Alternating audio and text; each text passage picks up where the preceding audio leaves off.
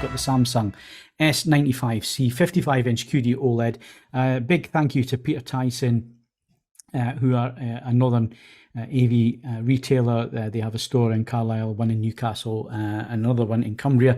They also have a huge website where they sell all sorts. So they are helping us out this year, and it really is appreciated, because we like to dip into the market now and again and pick up retail sets, just so we know that when the manufacturer's sending us a set, it is equivalent to what you can go out and buy in a store. And so far, we haven't found any reasons to doubt the stuff that's getting sent through for review is any different from what's been in the stores, because I had a 55-inch G3 from the retailer Peter Tyson, and I had one from LG at 65 inches. Then there was no major issues other than what you would expect to see in terms of component drift, which is like 5% differences. I'm not concerned about that. These are mass-produced products at the end of the day, and out of the box, they were both very, very accurate. So yes, thank you very much to Peter Tyson, because they are helping us out a lot this year, especially with the flagship TVs. So the one behind me came from Peter Tyson. I've had it for a few weeks now. We want to make sure that what we're telling you in the reviews is the best possible information. We're not necessarily here to tell you which TV is best. We're going to tell you what each TV does, and this is how we've always done our reviews, how well they do certain things, how they could improve in certain other areas, and so on. So getting them together, getting them calibrated is one thing, but out of the box is just as important, I think, these days, Jules, than just talking about calibration. And these TVs do get pretty accurate out of the box now. Now, when we say pretty accurate, yes, that is if you're solely looking at the TV and measuring the TV. It doesn't take in the surroundings. It doesn't take in the video chain. It doesn't take in anything that you connect up to the TV. So you've got to bear that in mind when we're talking about out-of-the-box settings. It gets you in the ballpark. But there could be something in your system. There could be something in your room which might impact on that performance. So yeah, I've been spending a lot of time doing a lot of comparison testing. So I've got the 95C against last year's 95B. They are completely different TVs in terms of the chassis. So the 95C is a beautifully built TV, whereas the B is very, very flimsy. It is just a really, really thin panel. Some of them turned out bent when they were delivered, because of the way they've been packaged, because they're so thin and so on. Luckily, the one that we've got here, and it will be for sale soon if you're interested, it's a 65-incher, is very, very good out of the box. But some of them did have a few issues with panels being warped and bent and so on because they were so thin. This year, the 65C, it's a little bit thicker in terms of the panel. It has a one connect box. So the B, you had to connect everything onto the back of the TV. The C model, the 95C, has a one connect box. It's nice, 1 inch tall, made of plastic, but you connect all your sources to that, and then it's one cable from the box to the TV. And the beauty of that is that you have a perfectly slim back to the TV. It's like an LG G3 in the respect that it's flat at the back as well as at the front, whereas traditional OLED TVs are nice and thin until you get down to the bottom third, where you have this section that sticks out because it's got the connections and the speakers and everything else that needs to be built in. Whereas because you got the one connect box, the 95C looks really, really nice. It also comes with a very nice stand if you want to put it on the table, which the LG doesn't come with. It comes with this really expensive wall mount, and if you're not wall mounting, you've bought a TV with a very expensive mount, not a stand. So Samsung, in my opinion, get that right. So yeah, it's a gorgeous TV to look at. It's solidly built. It is a premium price TV, but it feels quality. And one thing that they do better than LG as well is the remote control feels expensive, even though it's still plastic. And you get the plastic one with all the buttons on, which I always use because it's got a direct settings button. But the little slim remote that it comes with, it just looks nice. It looks like it should fit on a product at that price point. And we're talking about £2,700 retail. I think you'll pick them up for about £2,500 at the minute for the 55-inch. Other things it does really well, for full bandwidth, 48 gigabits per second, HDMI 2.1 ports, so the same as LG in that respect. It will do 4K 144 hertz from a gaming PC. If you're feeding it a console, it'll do 4K 120. It'll do 4K 120, but it won't do Dolby Vision because Samsung don't do Dolby Vision, which still don't understand why they do that. FreeSync Premium Pro's on there as well, ALLM, EARC, and it's got HDIG support as well for gaming. So if you're a gamer, that's the things that you want to be ticking the boxes for when it comes to that kind of thing. Tizen Smart TV. Again, it's one of these that I just don't get on with. I don't know why. I think it's just the layout of it just doesn't really fit with how I want a smart TV system to work. I mean, even just finding a source, if you got the small remote control, it's 2 button presses to change source. No, I just want to press one button and get HDMI 1 or whatever. So there are a few niggles with that kind of thing on there. Picture processing, again, very good, but not quite as good as LG and Sony this year.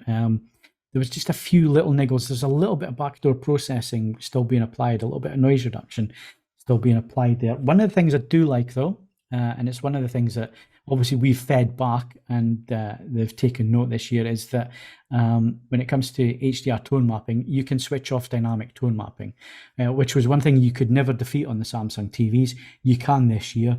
You have 2 choices. You have active or static. If you go to static, it will track ST2084, which is the standard for HDR10. It will track it perfectly until the clipping point of the TV, where it'll then hard clip. Ideal, that's what you want. You don't want active dynamic tone mapping if you want to watch content as it was mastered and intended for you to be seen. So Samsung are doing that right. So kudos to them. They have listened to the feedback in that respect. What else do I need to cover really? Out of the box accuracy. As you would expect, it's got filmmaker mode. It was fairly accurate out of the box. You're looking at delta E errors of 2.7 on average, which is ideal for an out of the box. And this is a retail set. This is not a manufacturer provided set. So this is, relevant to what you would see. And then obviously measuring things like peak brightness and so on. It comes in, let me just bring my notes up so I get this right and I'm telling you exactly what it is. It comes in at 1340 nits on the 55 inch. This is in filmmaker mode, so accurate mode. The really impressive number is nearly 300 nit full screen on 100%. So that's the important one, people. The full screen brightness is the one that you want, because then it's not adjusting the average picture level to try and fit everything in.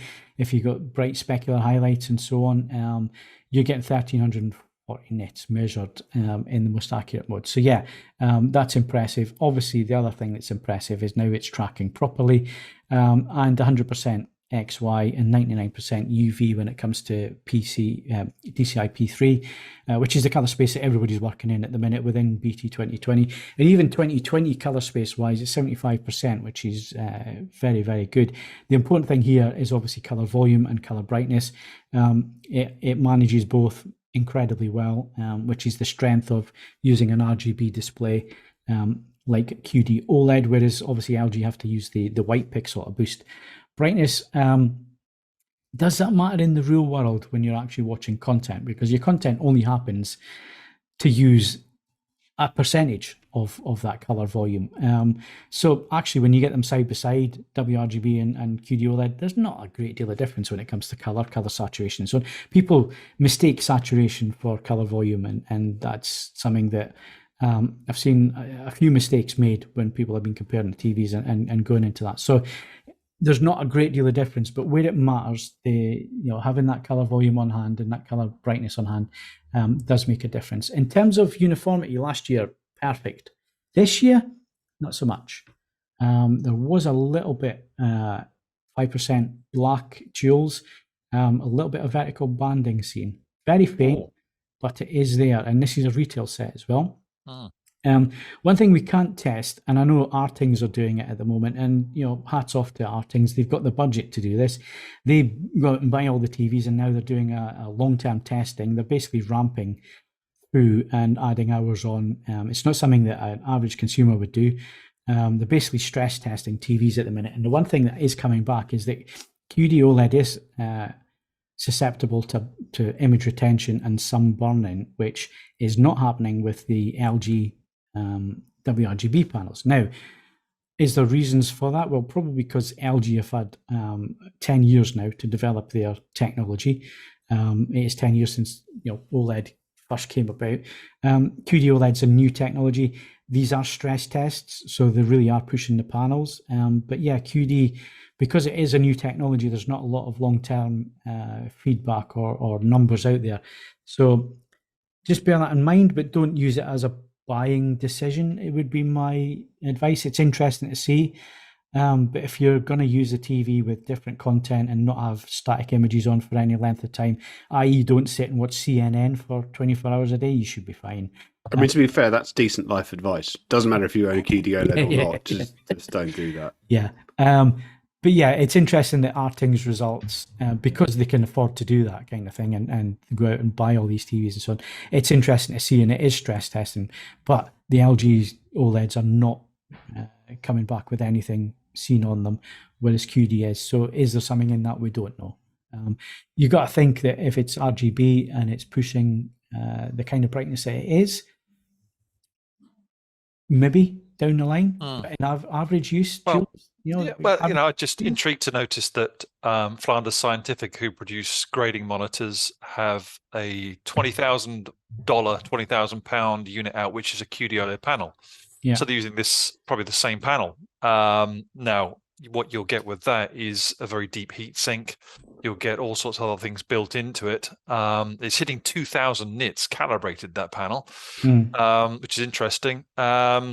So do they know something we don't know? Maybe if you look at does it have? I haven't seen this latest one. Phil, you have. What is the heatsink compared to like a G3 or an MZ2000? What things are in there to What about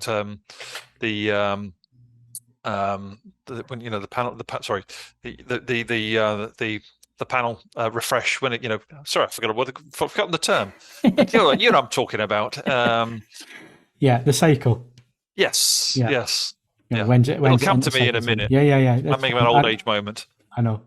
I mean, there's lots of things. There's also how the technology is implemented by each manufacturer. They each do it differently. I mean, Panasonic use the heatsink completely differently to how LG use the heatsink to how Sony use the heatsink. So, we can only go on what Artings are doing, and I wouldn't, it's interesting, but I wouldn't hang your purchasing decision on any of their results. It's stress testing to the nth degree. They're running these TVs constantly, and you're never going to do that if you take in the average life of how long you watch a TV. I doubt you, and you do it sensibly, and you keep changing the content on a regular basis, and you're not continually doing the same thing. I don't think you'll have issues with QD OLED or WRGB OLED. And again, it depends how the manufacturer chooses to drive these panels as well.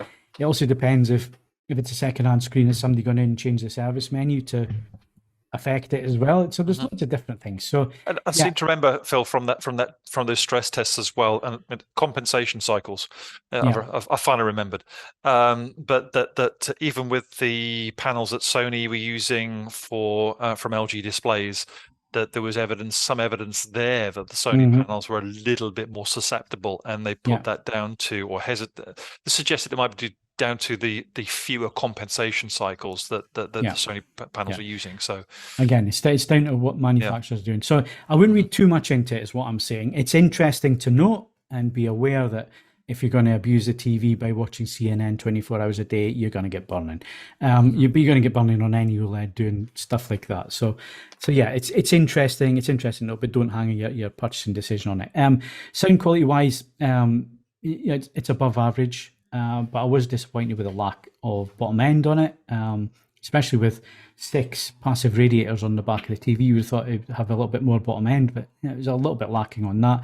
And then comparison testing, well, the main one is against the LG G3. What is it between these two TVs? It's a draw. They've got so many pros and cons that it's going to come down to your use case. If you're looking at picture quality, they more or less do the same thing, the same peak brightness. There's a little bit more brightness at 100% on the Samsung, but will you actually notice that if you're not in a comparison situation? You got a little bit more color volume on the Samsung. The LG's picture processing is better. I think LG support gaming a little bit better than the Samsung does, but again, it's you're picking hairs at this point. It's like there's not a great deal between them, to be honest. I think the lack of inclusion of Dolby Vision for a lot of people Now, will be a little bit of a turn off. For me, I don't see that as an issue, to be honest with you. But yeah, it's a tick box exercise. Yeah, tick box. And people are going to want Dolby Vision on their TVs. And I still don't understand why Samsung just don't bite the bullet and have it on there. I mean, Panasonic give you everything. Philips give you everything. Yeah. There is a little bit of politics, and obviously Samsung did their own thing with HDR10 Plus and 10 Plus adaptive. Maybe they don't want to, maybe it's seen as admitting defeat by putting Dolby Vision on the TVs. I don't know. It's probably political in some way. But anyway, I need to wrap up on this because the review will be going up. And I don't want to tell you absolutely everything because I want you to go and read the review. But yeah, it's a very, very strong TV. I think if you're in the market for the flagship TV this year, you're going to have a hard time deciding which one to go for. They've each got the pros and cons. So for me, it's a 9 out of 10 Best Buy because the processing and motion just slightly wasn't quite as good as LG. I think LG have really nailed it the last couple of years. Panel uniformity is good, but again, I'm starting to see that it's not perfect, which last year it certainly was a lot better on the samples that I did see. So yeah, it's got a lot of strengths going for it, this TV. You're going to have a hard time picking between them. And we've yet to see the Sony. Sony's going to be a lot more expensive. But we've yet to see the Sony. We will be getting that through, and we'll get that through for long-term testing as well. So I'll be able to long-term test this QD OLED, the 95C, the G3 LG, and then the Sony as soon as it comes in. So yeah, stay tuned because we're going to put the testing through. The other thing, and I alluded to it, it's doing something with HLG that I don't know what it's doing, but it's clipping everything at the minute. I need to do a little bit of further investigation on that. It doesn't seem to be producing HLG properly, and I've noticed it on the QN95C, which I have in at the moment as well, and I've had them both together, and surprisingly the S95C would still be the TV I would choose, even if you were in a bright room. So more to come on that one in the review. So the review's coming up for that soon, but like I say, I'm going to score it 9 out of 10. It gets a Best Buy badge, and it's a tough choice for you people that got money this year to go and buy What a year. flagship TV. What a year, isn't absolutely. it?